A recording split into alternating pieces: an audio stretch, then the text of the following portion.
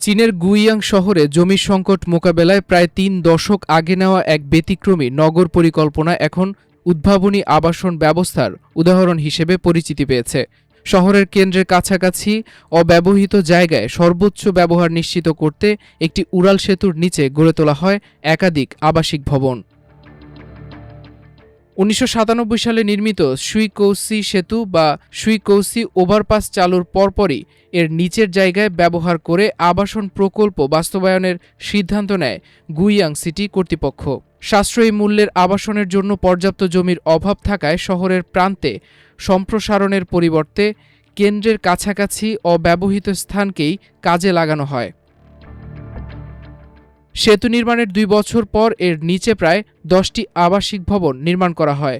এগুলো স্বল্প ভাড়ার আবাসন ও পুনর্বাসন প্রকল্পের অংশ ছিল। পরে অবশিষ্ট খালি জায়গাতেও ধাপে ধাপে আরও ভবন নির্মাণ করা হয়। প্রত্যাশিতভাবেই মাথার উপর দিয়ে অনবরত চলতে থাকা যানবাহনের কানফাটা শব্দ এবং তীব্র কম্পন এই বিচিত্র আবাসনে থাকা হাজার মানুষের দৈনন্দিন জীবনের অংশ হয়ে উঠেছে। তবে অবাক করার বিষয় হলো, এই পরিস্থিতি নিয়ে বাসিন্দাদের খুব একটা অভিযোগ নেই, কারণ তাদের কাছে এই প্রতিকূলতার চেয়ে শহরের কেন্দ্রস্থলে কম খরচে থাকার সুবিধাই বেশি গুরুত্বপূর্ণ।